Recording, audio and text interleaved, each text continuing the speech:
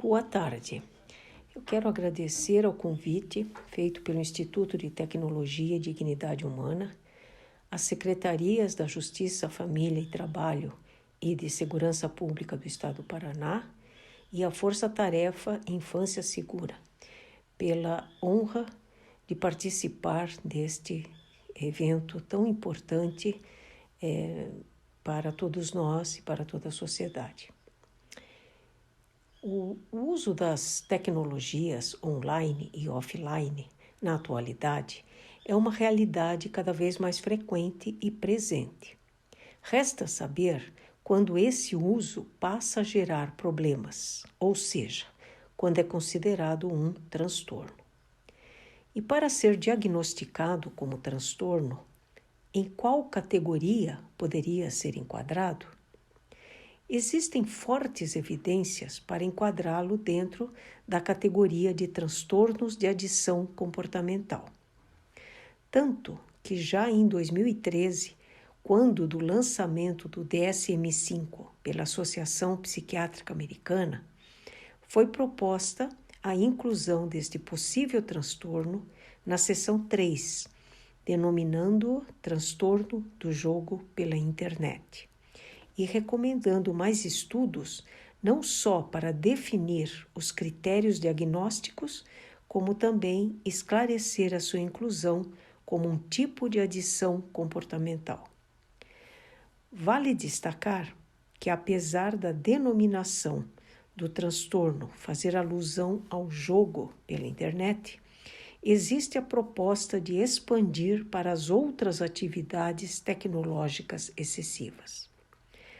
Da mesma forma, em 2019, a OMS, quando divulgou a 11ª edição da Classificação Internacional das Doenças, também propôs a inclusão dessa possível categoria diagnóstica como um transtorno aditivo, denominando-o como transtorno relacionado ao uso da internet.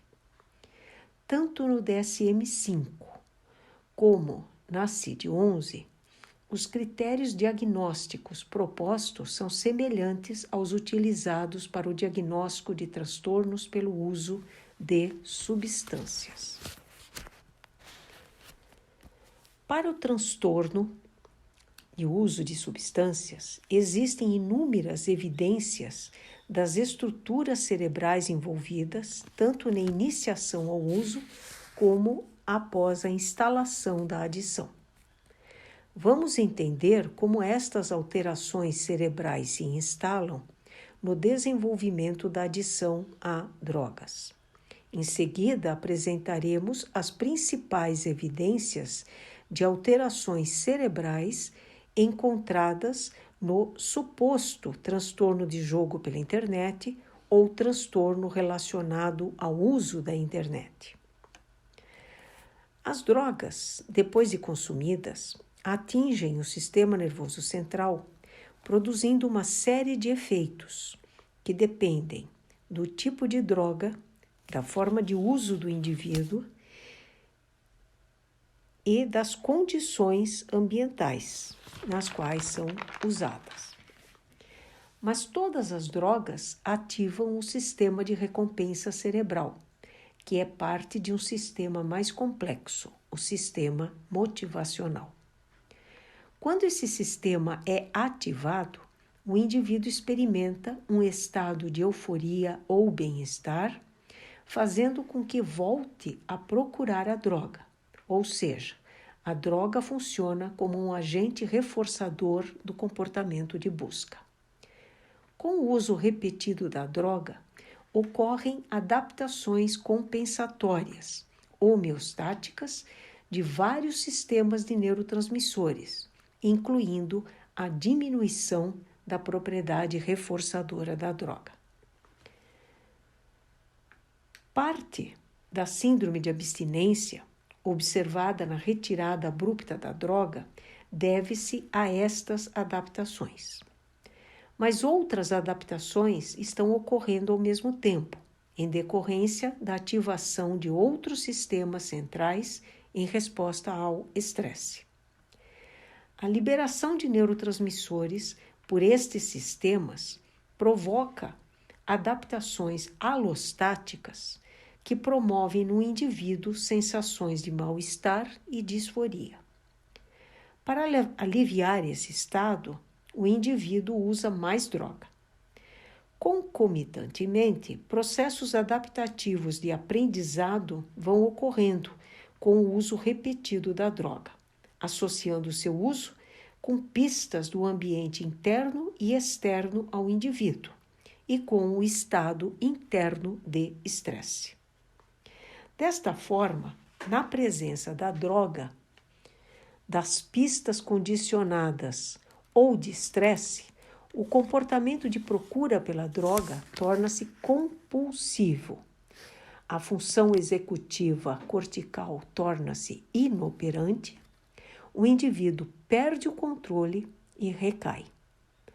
Todo esse processo neuroadaptativo se autoalimenta, num ciclo que consolida a adição.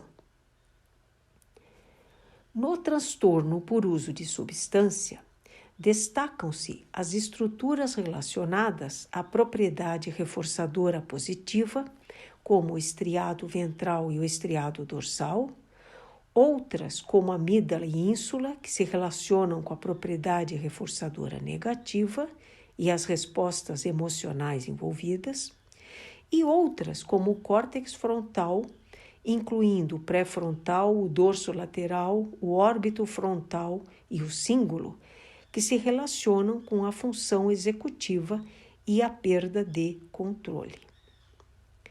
Chamo a atenção para estas estruturas em destaque que serão analisadas em estudos de neuroimagem sobre o transtorno de jogo pela internet ou transtorno relacionado ao uso da internet.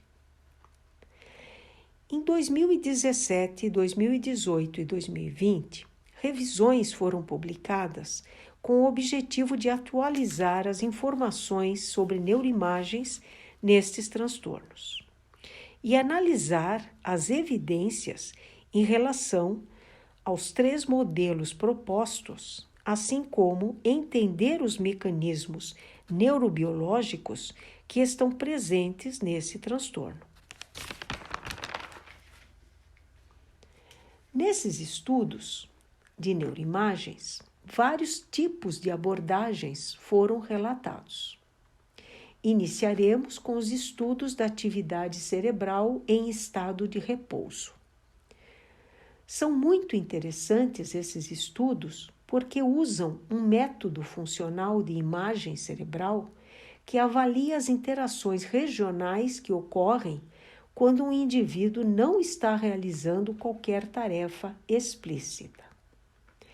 E isso permite explorar a organização funcional do cérebro e examinar possíveis alterações em condições neurológicas e psiquiátricas. Nesse tipo de estudo, alguns autores encontraram uma atividade anormal no córtex orbitofrontal e no estriado, e em regiões sensoriais, sugerindo um prejuízo no controle do impulso, do reforço e da representação somática de experiências prévias. Em outros estudos, também no estado de repouso, alguns autores encontraram atividade elevada em várias estruturas, como amígdala e hipocampo, que estão relacionadas ao aprendizado e memória. Na ínsula, relacionada com a urgência consciente de jogar, ou um tipo de craving. No córtex pré-frontal, córtex anterior do cíngulo e lobo parietal, relacionados à função executiva e à inibição comportamental. Essa atividade de estado de repouso estava reduzida no giro temporal médio, giro occipital médio e giro do cíngulo, todos relacionados ao controle inibitório. Todas essas alterações também são observadas em transtorno por uso de substância. Uma outra abordagem avalia o volume da substância cinzenta e a densidade da matéria branca cerebral. A substância cinzenta é constituída pelos corpos celulares neuronais, pelos neurônios. E a substância branca é constituída pelos axônios, que são as ramificações neuronais responsáveis pelas sinapses, ou seja, pela comunicação entre as células funcionais do sistema nervoso central. E também pela glia, que é um tecido não neuronal, responsável pela nutrição e metabolismo no sistema nervoso central. Estudos do volume da substância cinzenta encontraram um volume maior na região do estriado, no lado esquerdo, em jogadores de videogame frequentes, o que pode ser uma alteração no processamento do reforço e da adaptação da plasticidade neural. Também outros autores descreveram uma menor densidade de substância cinzenta em várias estruturas, todas relacionadas com funções em que a gente também observa no transtorno por uso de substância, como alterações na atenção, o prejuízo na atenção, a premência em jogar, que pode ser considerada uma forma de craving, alteração no controle do impulso, no controle cognitivo, várias funções que também estão alteradas da mesma forma no transtorno por uso de substância. Na matéria branca, alguns autores encontraram menor densidade da substância branca em várias estruturas que podem sugerir mudanças negativas relacionadas com o jogo, o que também é observado no transtorno por uso de substâncias.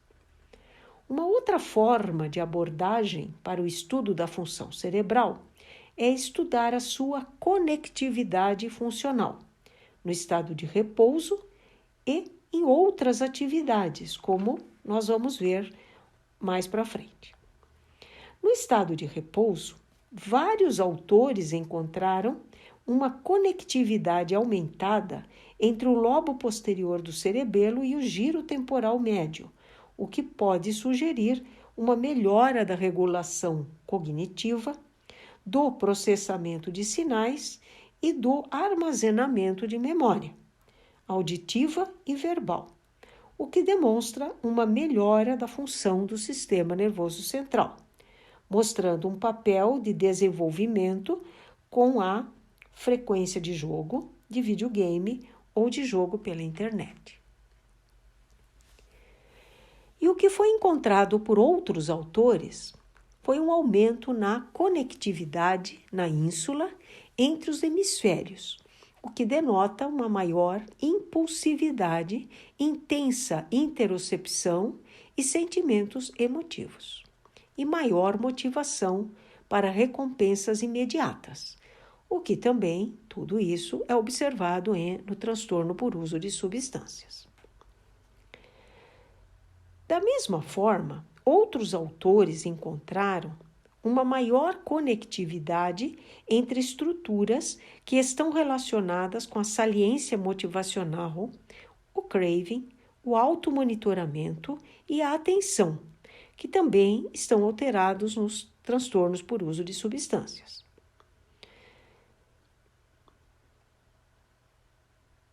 Outros autores encontraram conectividade menor entre várias estruturas que levam ao prejuízo na função executiva, no controle cognitivo e na motivação sensorial e no reforço, que também são observados no transtorno por uso de substâncias. Uma outra abordagem de estudo de neuroimagens é através da ativação cerebral, que é realizado por métodos específicos para verificar quais são as áreas cerebrais ativadas em certas condições de estimulação, seja através da realização de uma tarefa, seja através da apresentação de estímulos relacionados às tarefas e aos jogos. Por este tipo de estudo, alguns autores encontraram que quando eles expõem os indivíduos em suspeita de ter esse transtorno e se apresentavam figuras de jogos, figuras relacionadas aos jogos, eles observavam uma ativação de uma série de áreas cerebrais que estão relacionadas com o craving, ou a premência para jogar, e a ativação da memória da experiência de jogar. De forma semelhante, outros autores também mostraram que pistas ligadas ao jogo causaram aumento da atividade no córtex do cíngulo anterior e do órbito frontal, que estão relacionados com esse craving pelo jogo, e que também estão ativados no craving presente no transtorno por uso de substâncias. Outros autores relataram alterações de ativação por estímulos relacionados aos jogos que estão relacionados com funções cognitivas emocionais e de motivação. E ainda, outros estudos também mostraram que esses estímulos relacionados ao videogame ativaram várias estruturas cerebrais relacionados à orientação visoespacial, atenção, percepção e função executiva, que são funções características do ato de jogar. Alguns autores propõem que o que existe no transtorno por jogo pela internet ou transtorno relacionado ao uso da internet é uma deficiência do reforço, da mesma forma como isso é também proposto para o transtorno por uso de substâncias. Essa hipótese preconiza que algumas pessoas teriam insensibilidade basal a estímulos naturais, normais, como o alimento, interação social e sexo, e que necessitariam de estímulos mais intensos, procurando sensações mais fortes. Para essas pessoas, a internet poderia causar essa estimulação mais intensa do que eventos da vida real, oferecendo assim um potencial atrativo. No transtorno do jogo pela internet ou transtorno relacionado ao uso da internet, observam-se sensibilidade diminuída para recompensa, superestimulação de regiões cerebrais como o núcleo accumbens e o córtex órbito-frontal, que estão envolvidos no circuito da recompensa, e a falha na tomada de decisões, assim como a preferência por recompensas imediatas ao invés de ganhos a longo prazo. Também foi observado que indivíduos com esse transtorno apresentam um aumento na ativação do córtex órbito-frontal durante sessões em que estão vencendo o jogo, e diminuição na ativação do córtex do cíngulo anterior em sessões em que eles estejam perdendo o jogo, sugerindo aumento na sensibilidade à recompensa e diminuição na sensibilidade a perdas. Também é estudado o papel do reforço negativo, que sabemos que também é muito importante no transtorno por uso de substância. O indivíduo usa a droga para aliviar os sintomas da síndrome de abstinência ou para aliviar estresse ou ansiedade presentes em outros transtornos mentais, sendo que a droga funcionaria como reforço negativo, sendo importante no desenvolvimento da adição. A principal estrutura cerebral envolvida nesse processo é a amígdala. Alguns autores encontraram aumento da conectividade funcional entre a amígdala e a ínsula, e a diminuição entre a amígdala e o córtex frontal nos indivíduos com transtorno de jogo pela internet ou transtorno relacionado ao uso da internet, sugerindo uma desregulação emocional que levaria ao mecanismo de reforço negativo e, consequentemente, ao maior uso da internet. Desta forma, podemos concluir que existem fortes evidências que no transtorno de jogo pela internet ou transtorno relacionado ao uso da internet ocorram alterações em mecanismos cerebrais semelhantes aos causados em resposta nos transtornos por uso de substância. Essas evidências apontam para a classificação desses transtornos como um transtorno de adição comportamental, ao invés de transtorno do controle do impulso ou um transtorno obsessivo-compulsivo. Outra questão a considerar nos estudos futuros é avaliar se o uso excessivo de tecnologias não seria consequência de um outro transtorno primário. Também há de se considerar questões relacionadas ao tratamento, pois há evidências que, ao contrário dos transtornos por uso de substância, o jogo excessivo é passageiro ou episódico. Finalmente, é importante destacar que há a necessidade de mais estudos abrangendo diferentes aspectos deste suposto transtorno, para não incorrer no erro de rotular um indivíduo como adicto ou dependente, ou até mesmo receber o rótulo pejorativo de viciado, promovendo a estigmatização. Agradeço muito a paciência e o convite mais uma vez. Muito obrigado e bom evento a todos.